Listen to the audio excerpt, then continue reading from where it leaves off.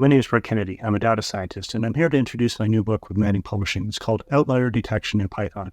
It focuses on outlier detection with tabular data, but also covers text, time series, and image data. The general idea of outlier detection is to find the items in a data set that are the most unusual. The general idea is straightforward, but it can actually be a challenging and interesting problem to try and quantify how unusual something is. For example, if you have a database table, how can you see which are the most unusual records in it, or the most unusual in an interesting way, or a useful way? These questions can be answered, but it's not always straightforward to do so. But this is what makes outlier detection fascinating, as well as a very useful area of data science.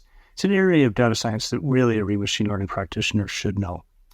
It's used in many fields today, including tests for data quality, checks for fraud, security, self-driving cars, analyzing business and scientific data, regulating markets, and many other areas. When actually working with outlier detection, you'll inevitably hit some issues that more textbook descriptions of outlier detection may not cover. We'll cover these as well as solutions to these. So for anyone working in machine learning, data science, data analytics, or any other field where it's useful to identify outliers, please check out the book.